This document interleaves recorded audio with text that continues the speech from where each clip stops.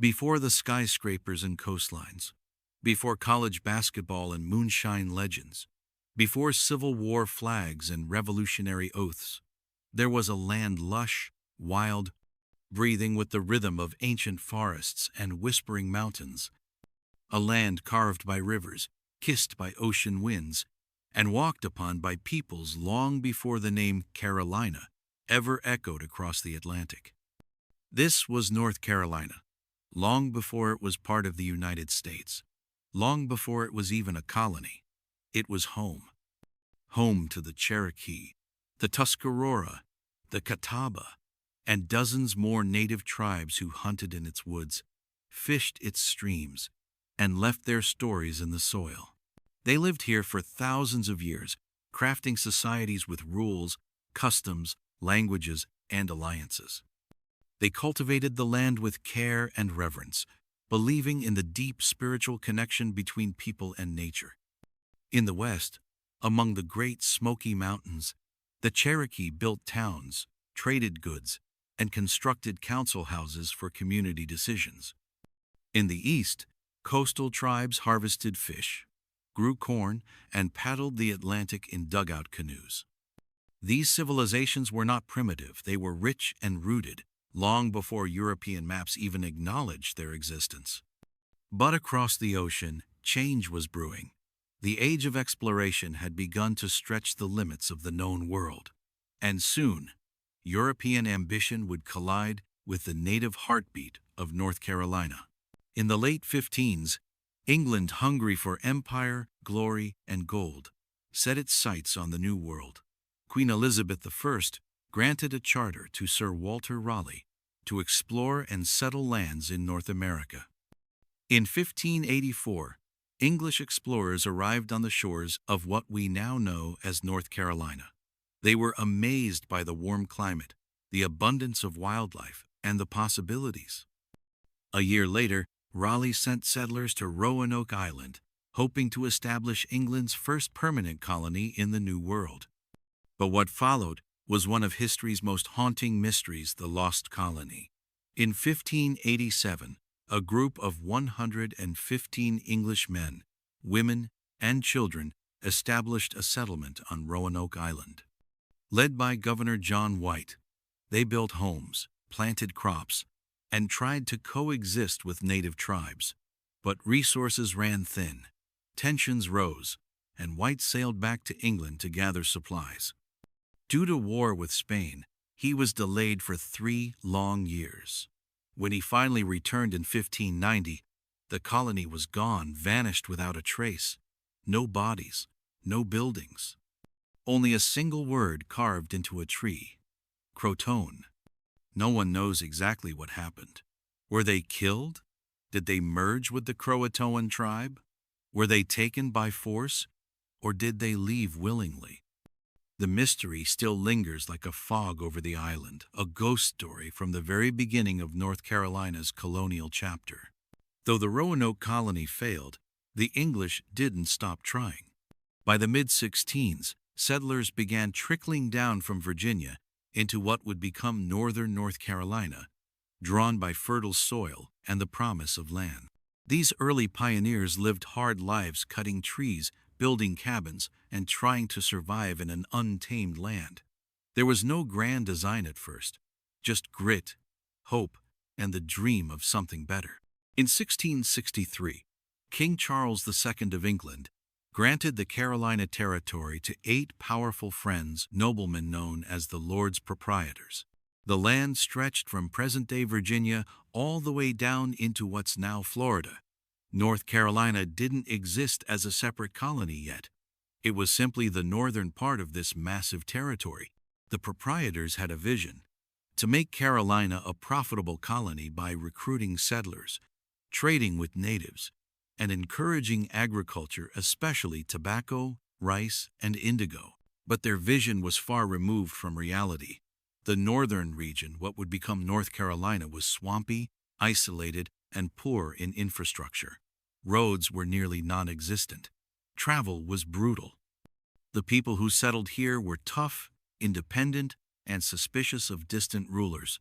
They carved out lives in the wilderness, trading with Native Americans and fending for themselves. Many were former indentured servants or families fleeing religious persecution or economic hardship. Others were outlaws, debtors, or pirates seeking freedom at the edge of empire. This rugged independence would come to define North Carolina's early identity. While South Carolina began building wealth with Charleston's ports and elite plantations, the North remained less developed, grittier, poorer, but fiercely self-reliant. And it didn't take long for tensions to rise between settlers and the Lord's proprietors. Taxes, trade restrictions, and mismanagement led to a string of rebellions. In 1677, colonists protested the enforcement of British trade laws in a revolt known as Culpeper's Rebellion. Later, in 1711, tensions with native tribes and between colonial leaders led to the Tuscarora War, a brutal conflict that would end with the forced removal of the Tuscarora people from much of the region. But it was during this chaos that something remarkable happened. Out of hardship and rebellion, a distinct spirit began to form a stubborn, defiant North Carolina identity. A land that didn't easily bow to authority. A people who believed in their right to speak, fight, and govern themselves. And it was only the beginning. As the 70s unfolded, it became increasingly clear that the vast Carolina colony was too large, too diverse, and too divided to remain united under one government. The northern half of the region that would become North Carolina had different geography, different settlers, and different priorities than its southern counterpart. Travel between the two was so difficult that colonial officials rarely communicated efficiently, and settlers in the north felt ignored and underrepresented. In 1712, the colony of Carolina was officially split in two. The northern section became North Carolina, and the southern section became South Carolina, each with its own government. Though still under the control of the Lord's proprietors, North Carolina now had more autonomy to chart its course. But even with independence from its southern neighbor, peace didn't come easily. North Carolina remained a frontier, a place of conflict, rebellion, and struggle. Its government was unstable. Pirates still roamed the coast, and tensions with Native American tribes remained high. The scars of the Tuscarora War were fresh. Disease, displacement, and warfare had taken a brutal toll on the indigenous peoples of the region. The coastal region began to grow first, particularly around Bath and New Bern, which briefly served as capitals. Plantations expanded. Slavery became more entrenched. Enslaved Africans were brought in increasing numbers to work on rice, tobacco, and later cotton plantations. This cruel system of human bondage would shape North Carolina's economy and social hierarchy for generations to come. But not all of North Carolina was made up of wealthy planters. Far from it. In fact, the colony became known for its small farmers, yeoman settlers who worked their own land, often in the backcountry. These rural pioneers valued freedom, self-reliance, and above all, fairness. They resented the elite Eastern planters who dominated the government, especially as laws and taxes seemed to favor the wealthy over the poor. By the mid-70s, that resentment exploded in what became known as the regulator movement. In the western counties, thousands of settlers rose up against what they saw as corrupt officials, unfair taxation, and political favoritism. These regulators demanded reform and took justice into their own hands. They attacked courthouses, intimidated tax collectors, and demanded an end to government abuses. The Eastern elite responded with force. In 1771, the Battle of Alamance marked the bloody end of the regulator movement. Governor William Tryon led colonial militia against the rebel farmers. The regulators were defeated. Several were captured and executed.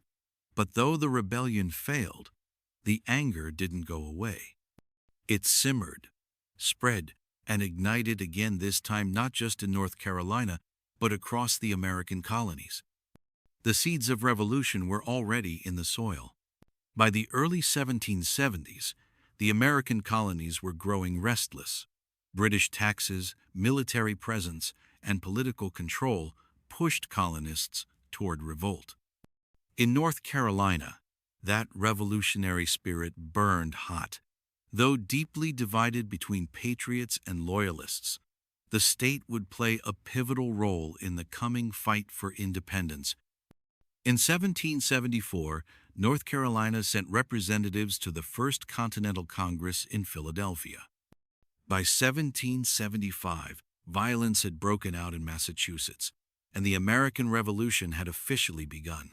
And in North Carolina, something extraordinary happened. On May 20, 1775, in the town of Charlotte, local leaders signed what became known as the Mecklenburg Resolves, a declaration that British laws were no longer valid in their county. Though debated by historians, some claim it was the first official act of rebellion in the colonies. It was bold, defiant, and a clear signal that North Carolina was ready to stand up.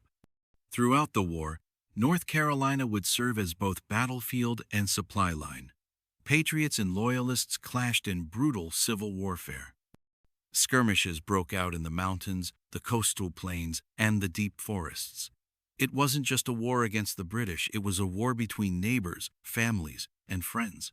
One of the most important battles came in 1781, the Battle of Guilford Courthouse.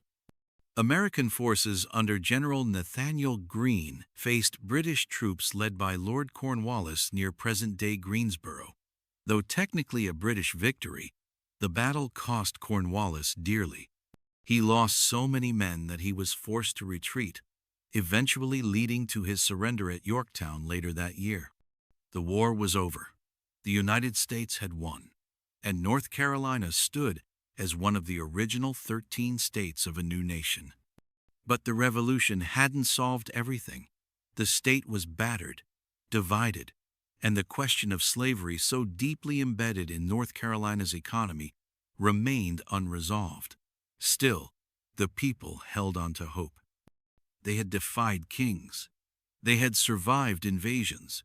And now, they were ready to build something new.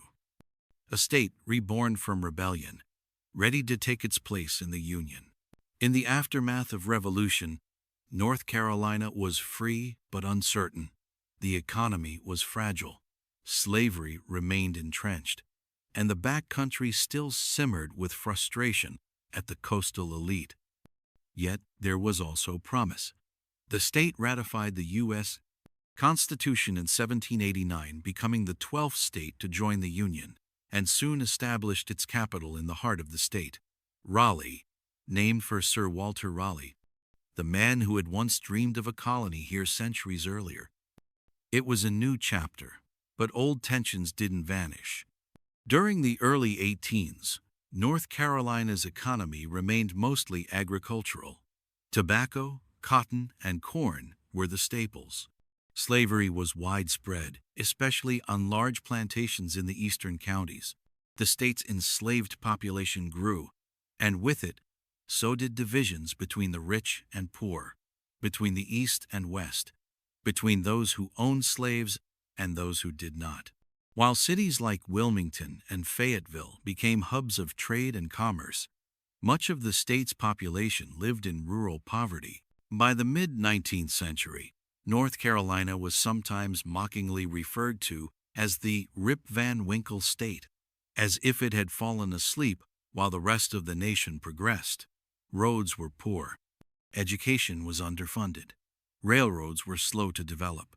But beneath the surface, a quiet transformation was beginning. Reformers pushed for public schools. Small towns grew.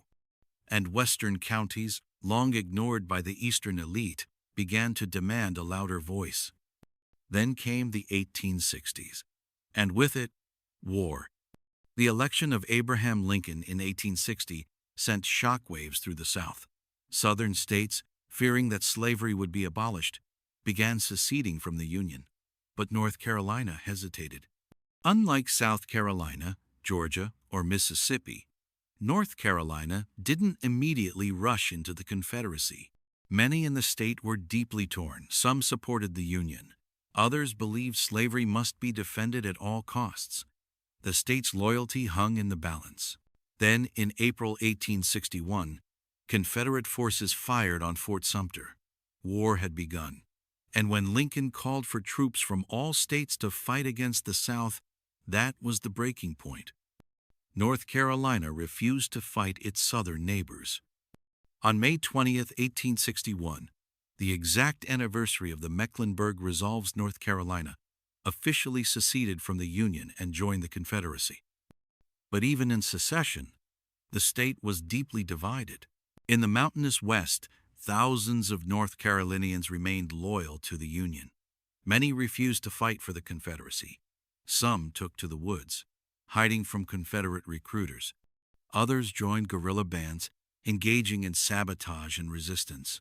The Civil War in North Carolina was not just a conflict with distant armies. It was often brother against brother, neighbor against neighbor. Despite its late entry, North Carolina contributed more troops to the Confederate Army than any other Southern state, over 125,000 men. Tens of thousands would never return. The state became a crucial supply route for the Confederacy, and its coastal cities like Wilmington were lifelines for smuggling goods past the Union blockade. But by 1865, the war had turned. Sherman's Union Army marched north from Georgia, laying waste to towns and farmland in their path. Battles raged through central North Carolina. Cities were burned, families torn apart. Finally, on the 26th of April, 1865, Confederate General Joseph E. Johnston surrendered his army to General William T. W. Sherman near Durham Station, effectively ending the Civil War. The cost was staggering. Nearly 40,000 North Carolinians had died. The economy was in ruins. Railroads and cities lay in ashes, and slavery, the institution on which so much had been built, was abolished. 4 million formerly enslaved people were now free, and nothing about the South would ever be the same. But freedom, though declared, did not come easily. The Reconstruction era that followed was one of the most painful and transformative periods in North Carolina's history. Federal troops occupied the state. New laws were passed. Former Confederate leaders were barred from office, and for the first time, African Americans could vote, hold office, and build lives outside the bonds of slavery. Black churches flourished.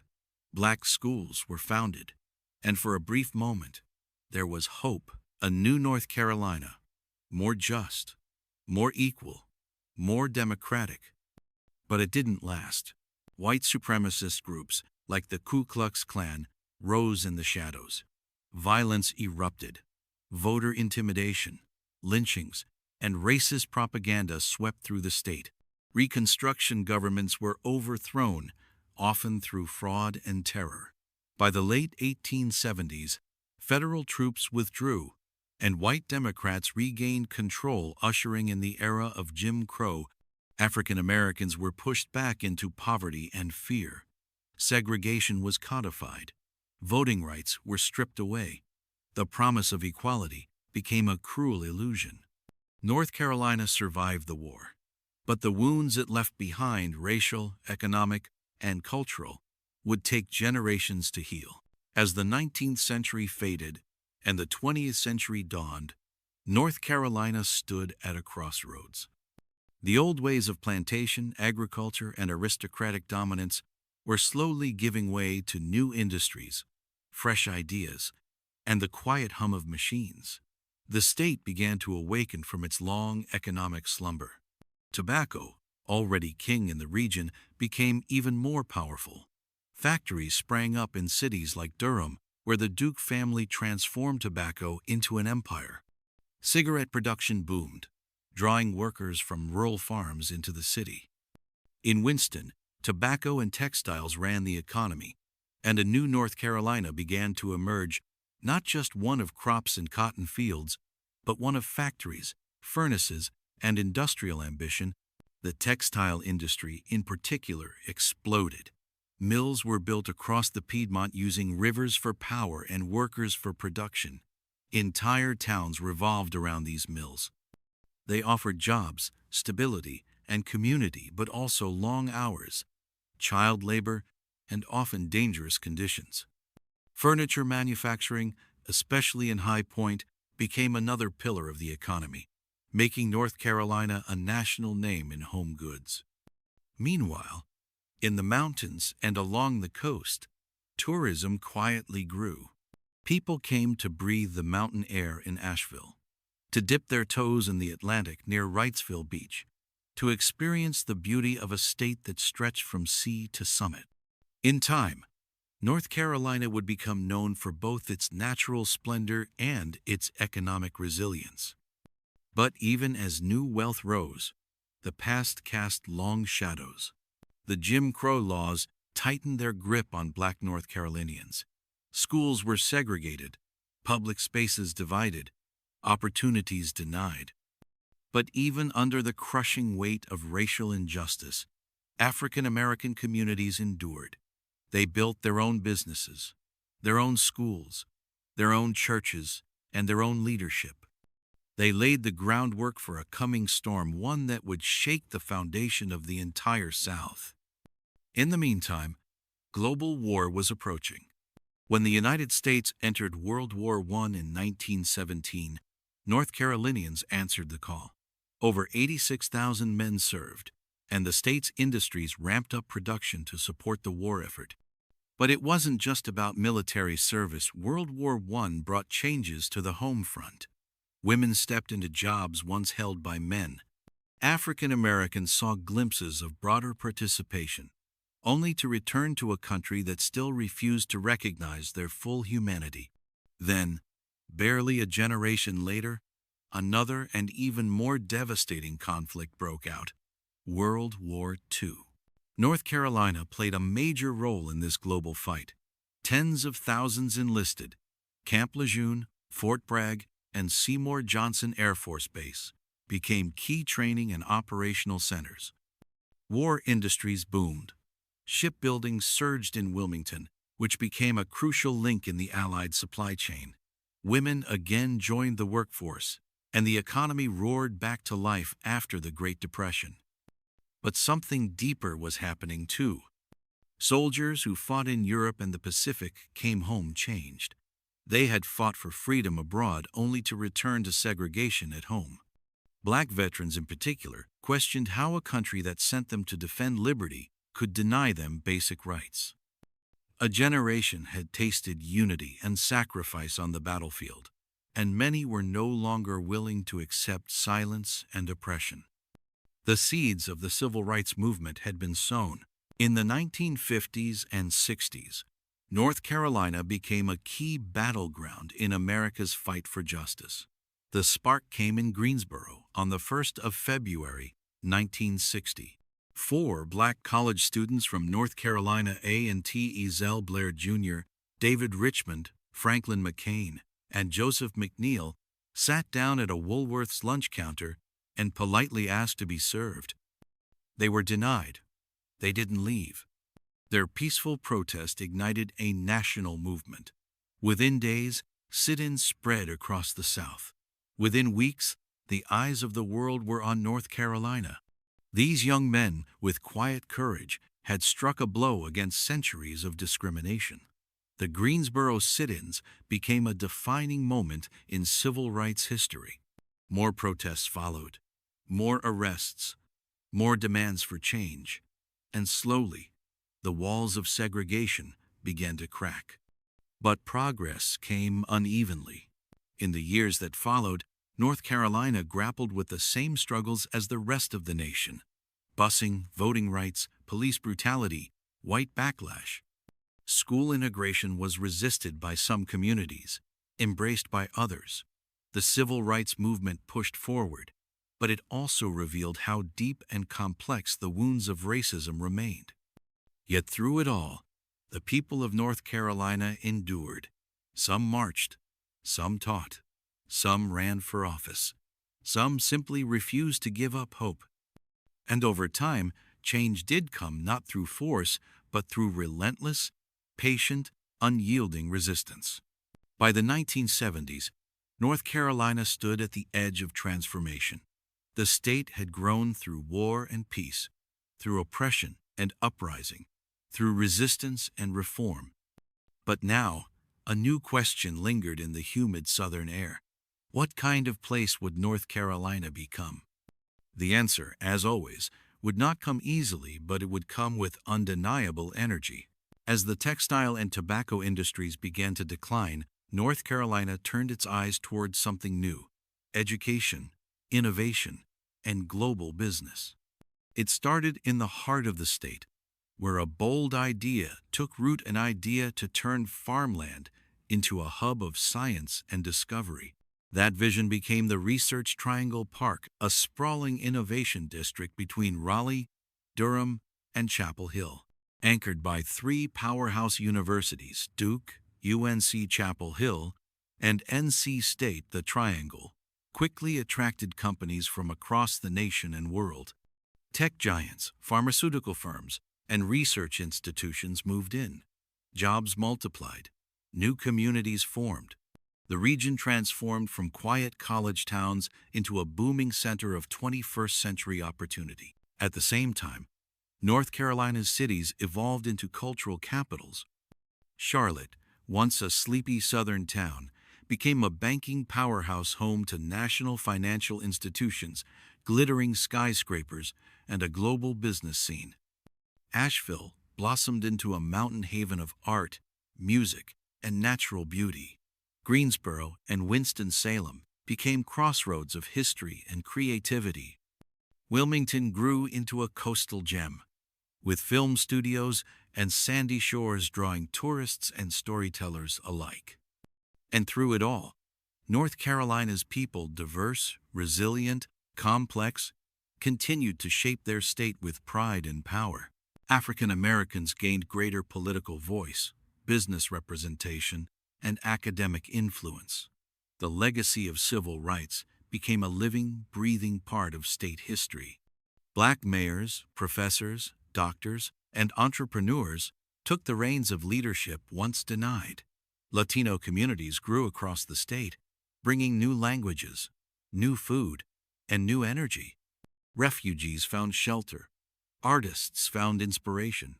Athletes found greatness. And in the world of sports, the state made its mark loud and clear. From Michael Jordan electrifying the courts at UNC to the fierce battles of Duke versus Carolina, basketball became religion. The Tar Heels, the Blue Devils, the Wolfpack each carried generations of pride. In Charlotte, the Hornets brought NBA action to life. In NASCAR, legends like Dale Earnhardt turned the roar of engines into a Carolina anthem. In every arena and stadium, fans didn't just cheer, they believed. But it wasn't just sports that stirred souls. North Carolina became a land of music, bluegrass in the hills, gospel in the churches, jazz in the clubs, hip-hop in the cities. Its writers, Thomas Wolfe, Maya Angelou, Nicholas Sparks, put Carolina hearts into words that traveled far beyond its borders. Its filmmakers, poets, chefs, and teachers painted stories with every note, every page, every plate. Yet for all its progress, the state has not been without conflict. Political divisions have widened in recent years. Debates over voting rights, education, health care, and gender identity have sparked national headlines. Courtrooms, Capitol buildings, and city halls have become battlegrounds for the soul of a state that has always been part progressive, part traditional, part rebellious, and wholly its own. Natural disasters, too, have left scars. Hurricanes like Floyd, Florence, and Matthew have battered the coast, uprooting lives and rewriting towns. But each time, the people of North Carolina have shown up for one another, sandbagging neighborhoods, feeding strangers, rebuilding homes with hands blistered by hope. Because that's the soul of this place. North Carolina is not just history, it's humanity. It's the whisper of the Cherokee wind in the Smoky Mountains. It's the silence of the lost colony, still haunting the dunes. It's the thunder of revolutionary hooves and Civil War drums, the hymn of enslaved voices rising from cotton fields, the echo of a Greensboro lunch counter, the shout of students marching through rain. It's the taste of vinegar barbecue, the roll of an Appalachian fiddle, the buzz of bees over Blue Ridge blooms. It's cotton and code, moonshine and microchips, tradition and tomorrow. And most of all, it's the people. Farmers, builders, dreamers, fighters, folks who never quite fit a mold but always find a way forward.